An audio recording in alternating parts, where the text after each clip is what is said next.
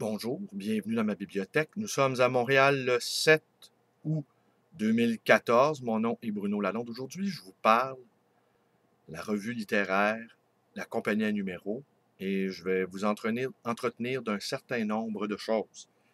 Tout d'abord, je vais vous montrer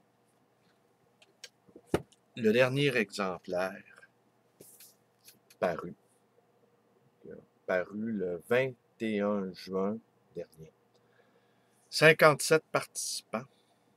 Je vais tous vous les nommer dans la vidéo de demain, qui sera exclusivement consacrée à ce numéro-ci, et également qui sera consacrée au prochain numéro, et dont la date de tombée est le 1er octobre 2014. Alors, je vais vous lire l'invitation, et je vais me donner la peine de lire le nom de tous les participants, participantes. 57 personnes, 335 pages illustrées, une page couverture, photo, Diane Paquin. Mais je vais vous parler aujourd'hui plus largement de la compagnie et également je vais vous mentionner la parution de quelques ouvrages dans le courant de l'année 2014. Alors, qu'est-ce qu'est une compagnie à numéros? D'abord, une compagnie à numéros, c'est une personne morale, une entreprise morale qui a une existence légale en soi. Ici, on aura compris que compagnie à numéros, personne morale, on parlera plutôt de personne amorale. Car le projet de base de ce projet littéraire était, et ça c'était un a priori, de se mettre dans une position où jamais nous n'obtiendrions de subvention.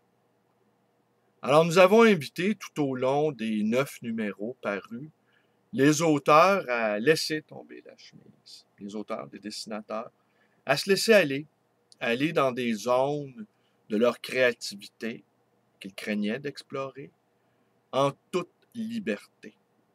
Compagnie à numéros également, car cela évoquait la compagnie. La compagnie théâtrale, la compagnie des Jésuites, l'armée des Jésuites, avec son général, le général Ignace de Loyola, la compagnie de Jésus. Ça évoquait aussi également une idée des croisés. Ça évoquait aussi, les compagnies à numéros sont souvent des compagnies qui se dissimulent sous des activités un peu occultes. Alors nous jugions, en 2002, lorsque la compagnie est née, que le milieu littéraire québécois était très frileux. Frileux parce qu'il était très attaché au désir d'avoir des subventions et que ce désir-là de la subvention, finalement, venait entraver la création. Nos héros à nous, eh bien, sont les pionniers de notre littérature qui n'attendaient rien de personne, ni des gouvernements, ni de l'État. Alors nous espérions, en continuant ceci, être fidèles à leur manière, à leur méthode, à leur indépendance d'esprit. Alors, je vais vous montrer quelque chose. On va en profiter. Je vais régler un petit compte ici.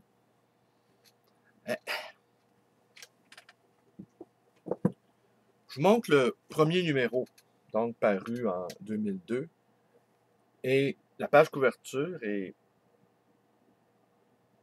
un frontispice de Roch Plante qu'on connaît mieux sous le nom de Régent du Charme.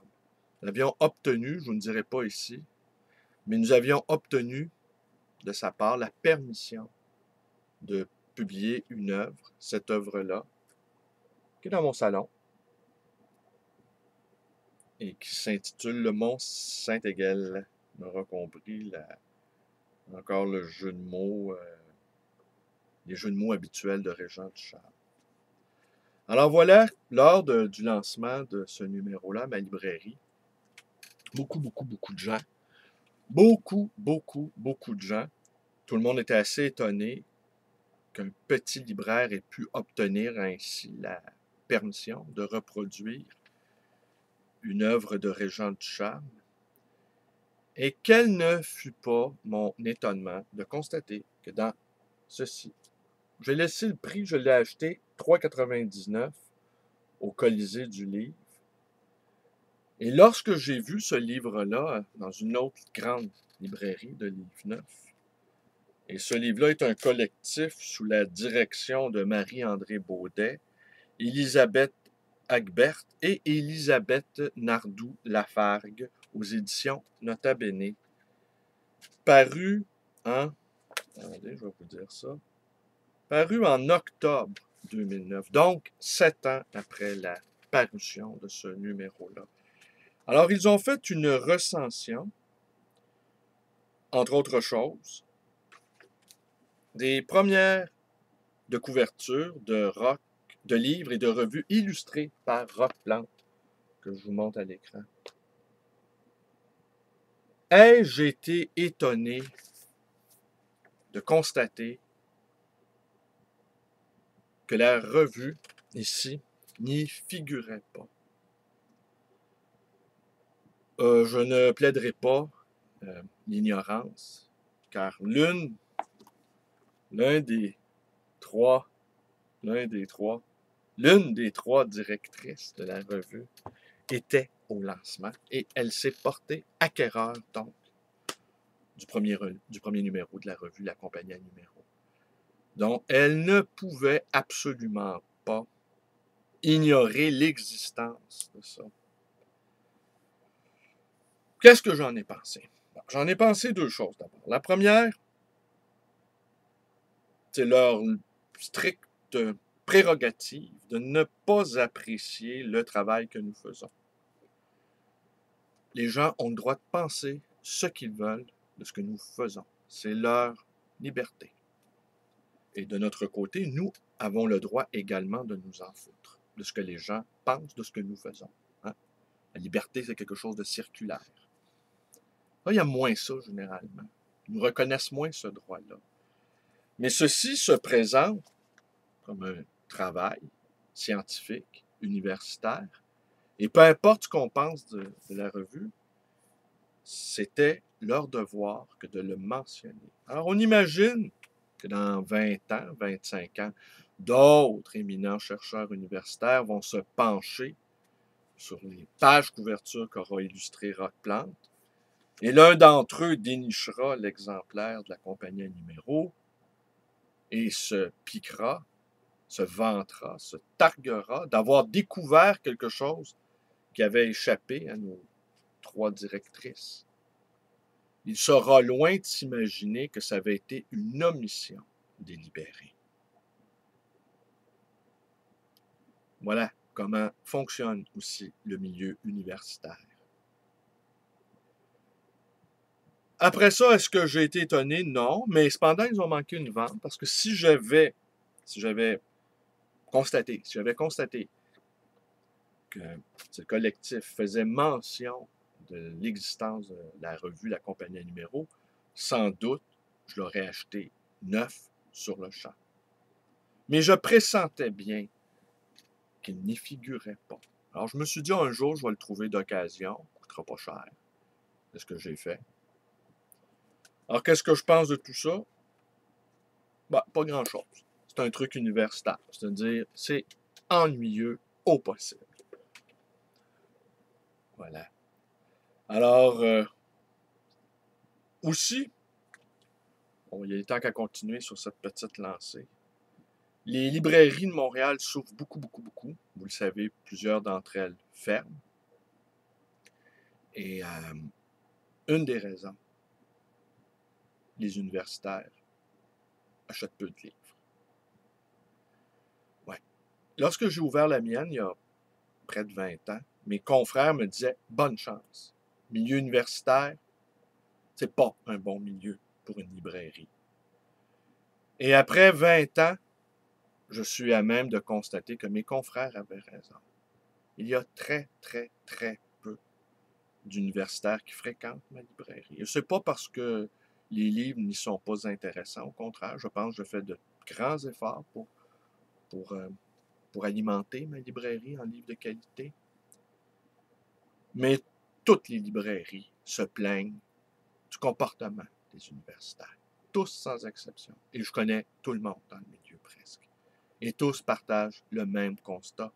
Les universitaires, c'est-à-dire des gens qui travaillent à l'université, non pas des gens qui ont une formation universitaire, comme la plupart des gens ne le comprennent pas. Être un universitaire, ce n'est pas avoir une formation. Oui, c'est avoir une formation universitaire, mais c'est travailler au sein de l'institution. Alors, si ce n'était que d'eux, eh bien, nous aurions disparu depuis très longtemps. Alors, personnellement, moi, je pourrais m'en prendre à pratiquement tous les profs d'université de la province de Québec. Et franchement, ça ne changerait absolument rien à mon chiffre d'affaires. Alors, je tenais à, pour une éventuelle postérité un petit peu illusoire, je tenais quand même à rappeler que ce numéro de la compagnie à numéro ne figure pas dans la recension de cet ouvrage commis par des universitaires patentés. Alors, comme quoi, hein? Alors, je vous montre maintenant 3 livres de 3 auteurs que nous allons publier dans l'année en cours. Et je vais vous lire la description bibliographique ou biographique qui se trouve en 4e de couverture. D'abord, nous allons publier, ici je n'ai pas sous la main un des livres de Michel Peterson, mais nous allons publier Carnet de voyage de Michel Peterson, illustré par Christian, des photographies de Christian Peterson, un très petit tirage dans l'année en cours. Nous allons publier également les mémoires d'Edouard Finn, un psychothérapeute assez extraordinaire qui a vécu toutes sortes d'aventures. Je suis en train de travailler à rédiger la préface de cet ouvrage-là et nous allons, mon ami Michel et moi, lors des célébrations, parce que nous allons organiser un lancement à ma librairie, et nous allons aller l'interviewer dans sa bibliothèque, Edouard Finn. Alors, je suis en train de travailler à la préface, et ça va être un très gros livre, en 2 ou 3 tomes de 500 pages chacun. Vécu une vie incroyable, Edouard Finn. Et cette vie-là, non pas cette vie-là, mais cette vie-là, eh bien, on doit en conserver des traces. On doit l'archiver pour les générations futures et pour les lecteurs d'aujourd'hui qui sont curieux de parcours intellectuels, philosophiques et spirituels assez singuliers. Alors, ce qu'on y lit en 4e de couverture, donc, Edouard Finn, de ce livre-là, L'escalier de la grande déesse, les archétypes féminins du tarot. Alors, ce qu'on y lit, Edouard Finn est un fervent du tarot. Sa conversion au bouddhisme Theravada éclaire son travail d'une grande compassion qui perle aux 4 coins de son écriture. Passionné des grandes synthèses, il a entrepris de faire du tarot un outil de croissance et de méditation sans équivalent dans les cultures occidentales.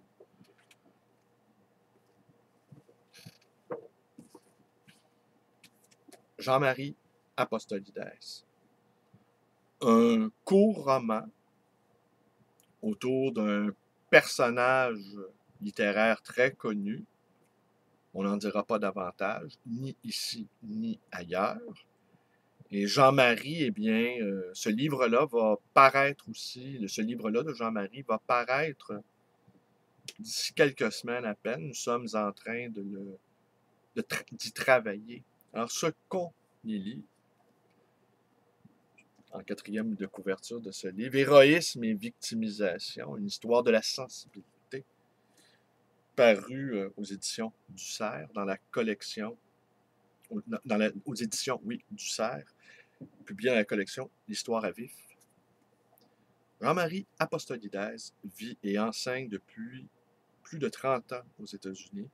Figure marginale de l'intelligentsia française, il met à profit sa situation d'exilé pour observer le monde avec un regard distancé. Il a également publié Le Roi Machine aux éditions de Minuit, L'affaire Unabomber aux éditions Paris-Monaco, édition du Rocher, avec une préface d'Annie Lebrun, L'Audience, l'autobiographie aux éditions Exil, Les Métamorphoses de Tintin, et Tintin et le mythe du surenfant.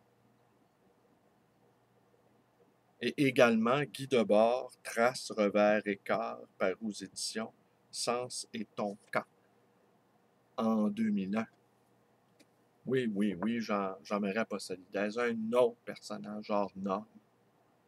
J'étais ravi qu'il nous fasse ce cadeau-là d'un texte qu'il a écrit et que nous allons donc publier toujours à l'automne 2014. Je conclue aujourd'hui avec François Péraldi. Nous allons publier la correspondance de François Péraldi. Je vous montre le livre à l'écran. Alors, qui est François Péraldi? Eh bien, François Péraldi est mort en 1993 et sa mort prématurée a été suivie par un silence sidéré que, depuis plus de 10 ans, il importait de briser pour mieux prendre la mesure de ce qu'il nous a transmis. Analyste, écrivain, enseignant, il a profondément marqué le paysage psychanalytique et intellectuel du Québec, où il a introduit la pensée de Jacques Lacan et où il a mis sur pied le réseau des cartels de Montréal et, avec d'autres, le Lacanian Clinical Forum, tout en permettant à plusieurs de se frayer une voie propre. Sa contribution originale et considérable n'a d'ailleurs pas été sans provoquer de nombreuses secousses.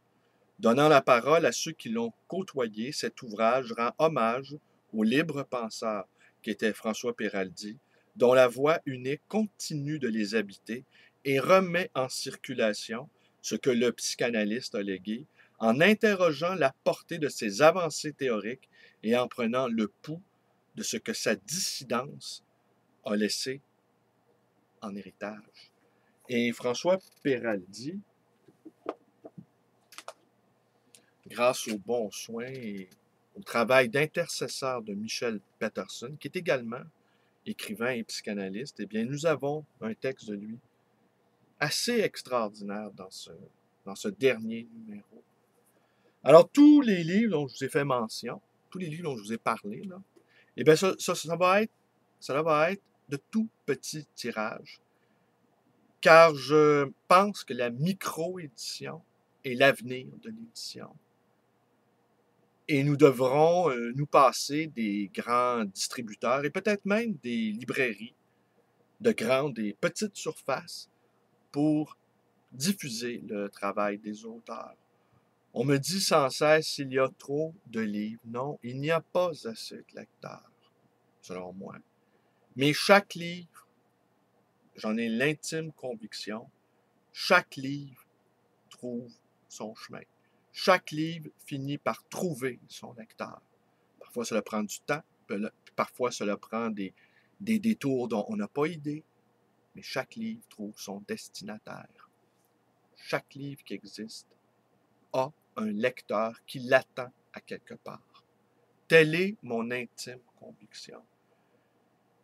Et que d'avoir 1 ou 1000 ou 1 million de lecteurs, au fond, ne change rien à l'affaire. Comme dit Laurence d'Arabie, les livres ne sont pas faits pour être lus, ils sont faits pour être écrits. Une fois qu'ils ont été écrits, eh bien, ils finissent tout de même par trouver le chemin du lecteur. Alors voilà, demain, je vous parle de ceci. Je vais vous nommer chacun des 57 auteurs et je vais vous lire l'invitation qui vous est faite via ma chaîne YouTube à participer au prochain numéro qui va s'appeler La Divine Province, allégorie autour de Dante Alighieri. Merci, portez-vous bien, vous connaissez la suite, ma chaîne YouTube, ma librairie d'occasion et l'ancien Le Livre Voyageur, cette librairie qui est fréquentée par toute l'intelligentsia universitaire. Ils s'y pressent comme des lemmings. Vous pouvez également me téléphoner dans le 514-736-0999 et vous pouvez également aller vous balader sur ma page Facebook. Et si le cœur vous en dit, vous pouvez devenir un ami Facebook. Parfois, ces amitiés-là se transforment également. On passe du virtuel au réel.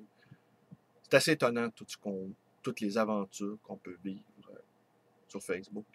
Ouais. Mais les petits chemins, il ne faut pas les dédaigner. Merci, bonne journée à tous.